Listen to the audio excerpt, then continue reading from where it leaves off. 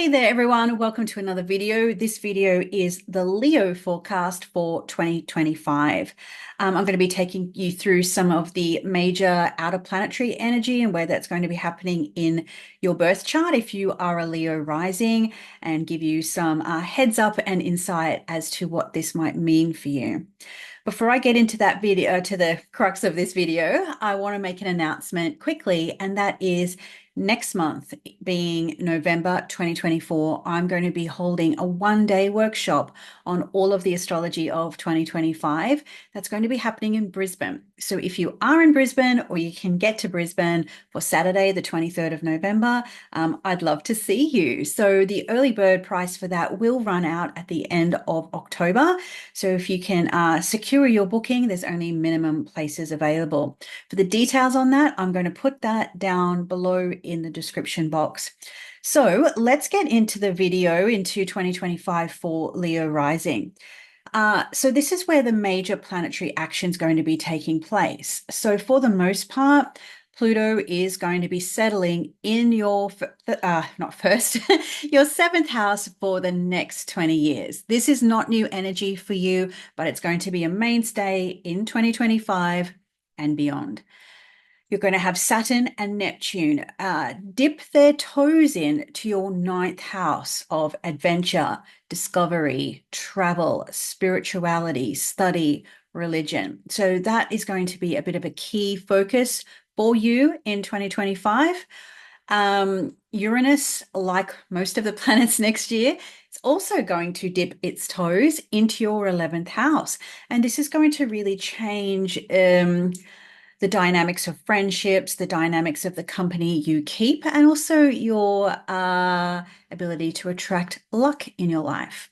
Jupiter is going to enter into Cancer mid-year, and that's going to evoke a more of an inner journey, some inner contemplation and inner perspective. So that's just a little bit of an overview where all the major planetary actions going to be happening for you in 2025. So let's give that a little bit of meaning.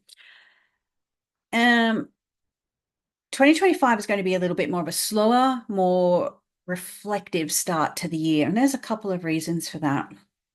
What this reminds me of is a fortune cookie I got many, many years ago now. And it said, the sooner you fall behind, the sooner you'll have to catch up. So if you're thinking about, new year, new me, all of that sort of stuff, don't be surprised if you're not really got the mojo that you kind of hoped you would come January 1st. Astrologically, cosmically, universally, spiritually, January 1 really holds very little anyway. Sidebar on that. So the reason for that, well, one of the reasons for that is Mars is going to begin the year in your sign.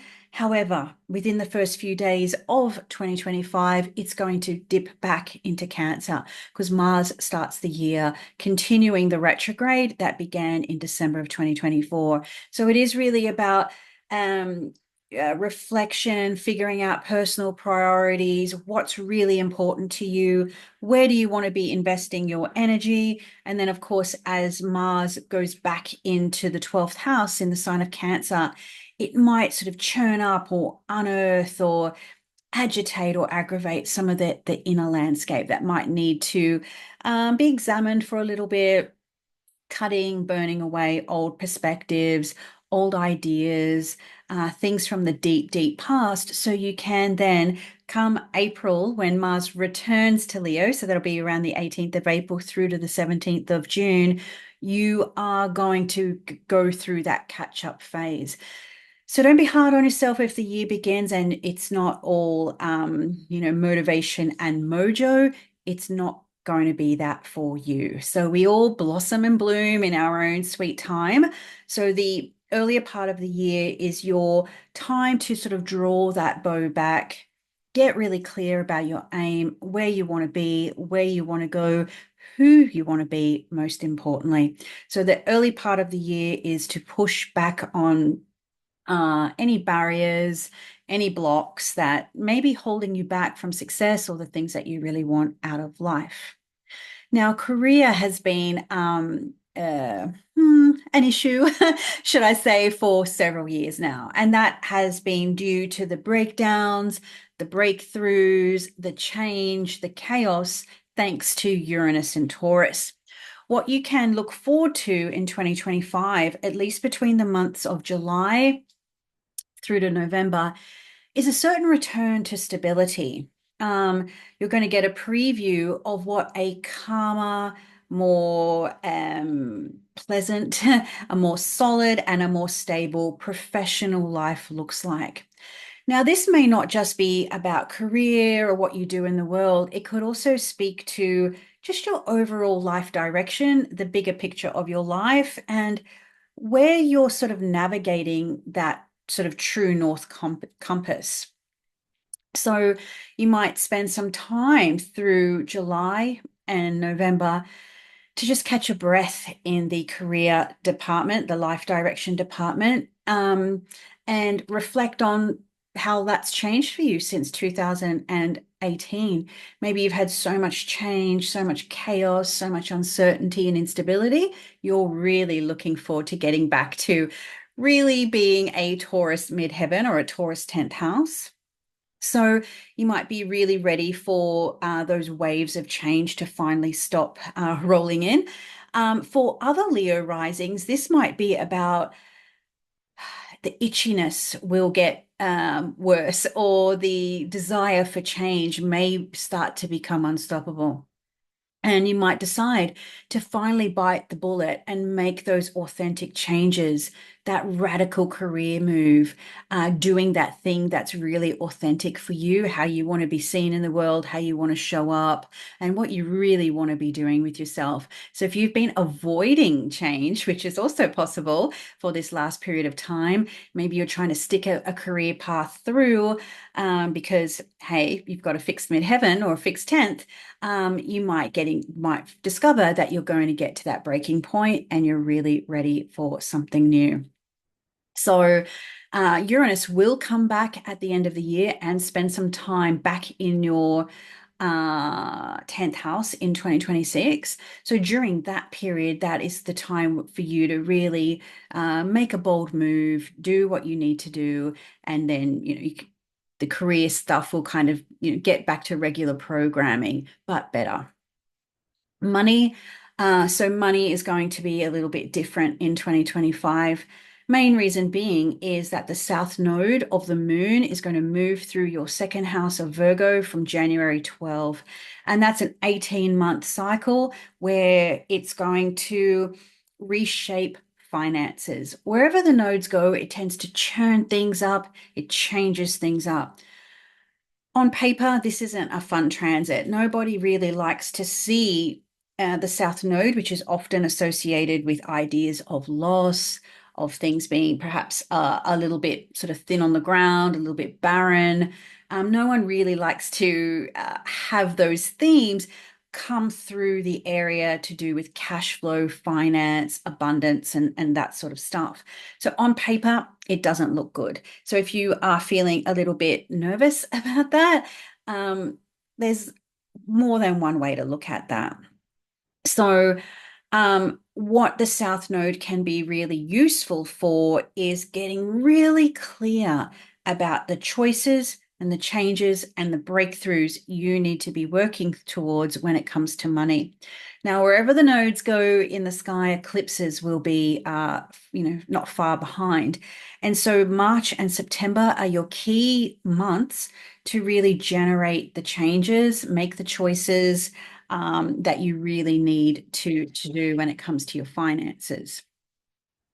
So this may be a year in particular where you need to get quite serious and quite discerning about the money you earn, the money you spend, the money you save. That incoming abundance tends to be what the second house means. So you might need to think about the idea of, how you're generating cash into your life. How are you spending your money? How are you spending time? Or are you spending your flesh, that pound of flesh that often we do have to give from time to time. And so you might have to make some choices about, maybe you're happy to spend your money, maybe you're happy to spend your time, but you're not going to give of yourself. It's not going to cost you your authenticity, your individuality, and who you are. So harking back to that stuff that's happening in the 10th. So it's all kind of interconnected and interrelated. Also, when it comes to money and the eighth house, so the eighth house is more about debts, loans, mortgages, the money you share with other people. So that can be, husbands, wives, spouses, boyfriends, girlfriends, all the things. And it also can be in business too. It could also be your bank, your lender, anything that you're sharing with other people's stuff in general. And so Saturn's been there for a couple of years, Neptune's been there for over a decade. And so those two planets are going to edge out of your eighth house. And so you're going to firstly be able to see money clearly when Neptune's no longer there. And Saturn also exiting periodically, it might help you get that clarity or that weight off your shoulders so you can then take control of a financial dream, for instance. So you might decide that you really need to pay off a debt. That might be a pesky credit card that's just been lingering for so long. Maybe you decide, yeah, maybe I will buy some crypto or take out a mortgage or buy a new car or join pool resources with somebody else, whether that is in love and life or in business. So it's going to be very helpful for you to deal with your logistics in that area, so paperwork, contracts, conversations, ideas, all that sort of Mercury stuff, plus your desires. Because Venus and Mercury are going to go retrograde in your eighth house of other people's stuff between March 27 and April 12. So that's an ideal time for you to get quite clear about what you desire and what you're going to do to get it. Overall, though, the North Node is going to be in that part of your chart for the entirety of 2025, pretty much, starting from January 12. So that is sometimes what that can mean is while from the cash flow point of view, it may feel like you don't have as much money. It might feel like you have less disposable income or that idea of things just feeling thin on the ground. That could be due to you siphoning more of your resources into debt reduction, savings, looking at your longer term financial security. So that's a big key part of 2025 at the practical level. Now, there's also the little bit of the emotional level here, because when we talk about other people's stuff, we're not just talking about money, although that's the usual, right? But this could be stuff to do with your emotional entanglements with other people, the spiritual, the energetic. How much of the self are you pouring in to other people, other situations, versus how much are you getting back? So you might have heard of this idea that every now and then it can be helpful to take stock of the people in your life and who are making deposits into your life versus who are taking out withdrawals. And so when the eclipses go through that part of the sky and churns that up, you might become more aware, more acutely aware, or more critical about how that looks, what that spreadsheet of emotions looks like for you. So, there's a lot of ways to look at that, but I'm just sort of sharing a few ideas of the way that you approach it. Because no matter how we look at the sky for you, partnership is such a big part of it in 2025. Because in addition to all of that eighth house stuff, you've also got Pluto settling in to the seventh house. So there's this sense of Pluto moving into Capricorn, moving out of Capricorn and into Aquarius. It's been doing that for what feels like forever. So I think it's been at least since early 2023. And then so in and out, in and out. And so it's really been testing things to do with relationships, dynamics of power, dynamics of control, potentially manipulation. Um, and also the intensity of relationships. How much are you willing to give and how much are you willing to go? How far are you willing to go, I should say. So not only in terms of other people, but also within yourself. And so at some level, astrologically, you're really being invited to, whether you take the plunge or do the deep dive in 2025, but the conditions are now set for you to do that. So because Pluto settles in, that settled in for good in November, you're looking now at 20 years of this cycle. So there is this idea here, wherever Pluto goes, we can't really ignore the concept of that area of your chart, that area of your life, whatever Pluto is going to connect to via aspect to other planets. It's really going to transform and empower. So, but usually that will start with the initiation, that beginning of a situation. So I could see this for some Leos of maybe realizing that a relationship that's been long term is a little bit on the rocks. There's more process that needs to happen, and a lot of people fear Pluto. And look, I'm not going to sugarcoat Pluto. It's not a fun ride, but when approached with a little bit of a come at me, bro attitude, you can really overcome and sit in the muck, sit in the mess of it. And that's where that power and transformation comes from. Now, one of the challenges for Leo in this cycle is, how does one keep a sense of individuality in partnership or even in a group setting, with other people in general? So whether that is your significant other or other people, if you're in the dating game or what have you. So there's this dynamic here between me and we and individuality, and how much of that do I give up in order to accommodate or be there for another person? And we all struggle with that to a certain point, but this is really the big question for you this year. And how do you navigate that terrain? Because you've kind of probably dipped your toe in the water over the last sort of 18 months or so, but now it's kind of D-Day, if you want to call it like that. So navigating this terrain of acceptance and rejection, of inclusion and of exclusion. How much do you give of yourself in order to fit in with a relationship or partnership? And how do you be your radiant self and giver of light, but also not lose your place in the center? Because the sun is what all the other planets orbit on. You're the nucleus that holds everything up. So there's this, how do you give without, it's like this, finding my words here, through you but not from you, so not losing your heart in love and all that romantic stuff. So anyway, that's one of the big things that's going on. But also you've got Uranus in Gemini. So Uranus is going to move into Gemini July through to November, and this is going to really transform, not really transform, but it's going to, we'll do that, but it's really going to shake up friendships, groups, communities. Who are my tribe? Where do I want to fit in?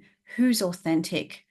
Now, let's be honest, the landscape is very different than what it was in 2020. So chances are part of this authentic growth at the top of your birth chart, some real transformation in one-on-one relationships, it's prompted you to question, who are my friends now? Are they the same people that they were before? Do I need new friends? Do I need people who are more maybe philosophically aligned with me, that are more authentic, that are going to show me or crack open a part of myself that I have yet to discover?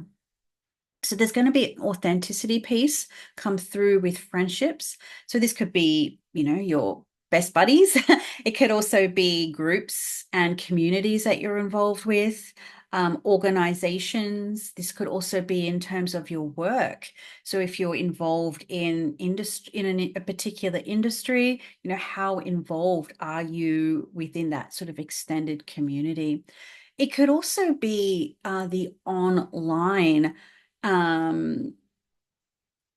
platforms, your social medias and things. So you might decide that in order to, whether it's business, whether it's, whatever, that you need to show up more authentically in that space. And I think where we are going collectively, there is this idea that being very individual in who you are and sort of cultivating your unique tribe or your unique following or your unique people.